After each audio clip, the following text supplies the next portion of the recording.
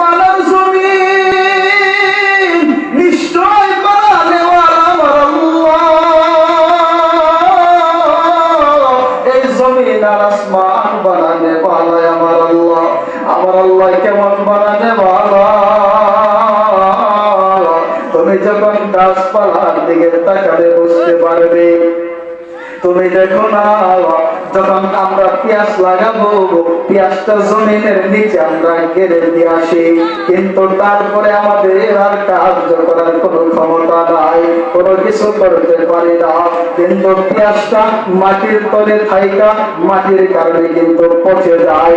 আল্লাহ তাআলা ওই পচা ওই বীজটা দেখে আবার পূর্ণাঙ্গ একটা ফসল আল্লাহ তাআলা দান করে।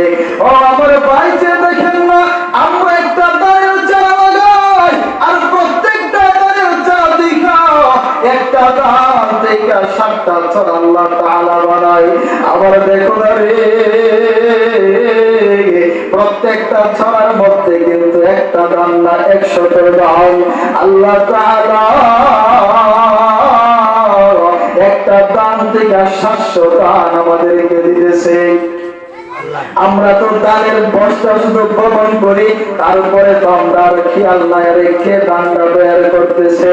আবার চেয়ে দেখো না, ওই দানের বীজটার মধ্যে চেয়ে দেখো না, পাতাটার রং ভিন্ন, গাছটার রং ভিন্ন, আবার গাছ থেকে ফসল বের হইতেছে, ওই ফলের রংটা ভিন্ন।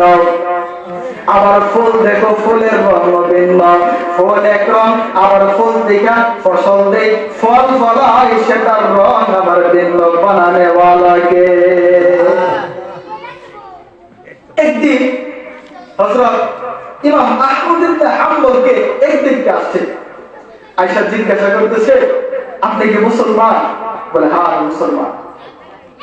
কথা, মুসলমান কাকে বলে? তো মুসলমান বলা হয় যে আল্লাহ তাআলাকে এক বলে বিশ্বাস করে।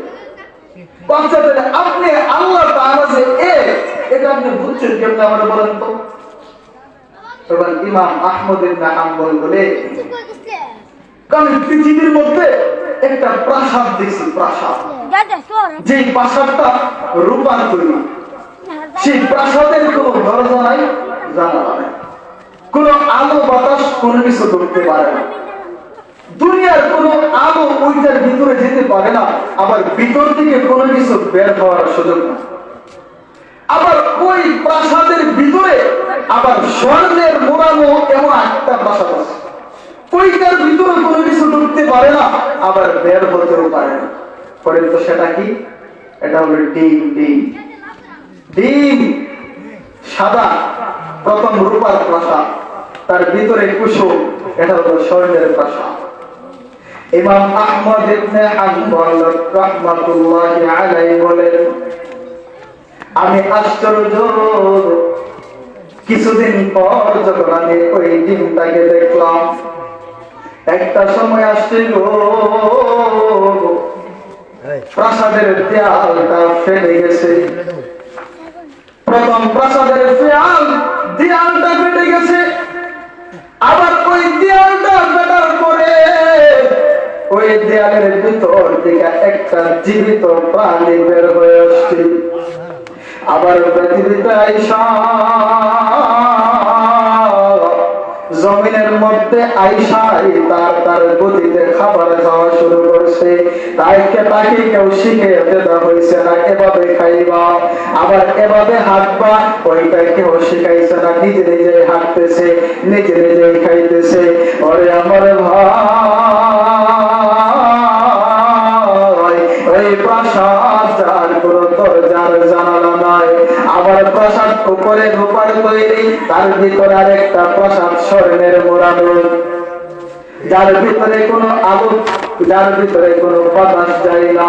কিছুদিন পরে তার ভিতর থেকে একটা জীবিত প্রাণী বের হয়ে আসলো।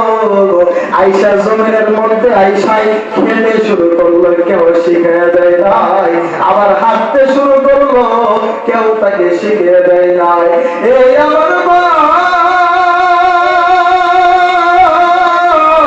ওই কাজটা তার ভিতর থেকে তাকে কে শিখিয়ে দিল গো? এই খেতে হবে, এভাবে ভাই মা, ওই কাজটা কে করে গেছে? নিশ্চয় একজন আছে, ওই একজন বানানেওয়ালা হলো আমার আল্লাহ। ওই খালেক, ওই সৃষ্টিকারী হলো আমার আল্লাহ। তখন ওই ব্যক্তিকে বললো যে আমি আল্লাহরে বলে দিচ্ছি।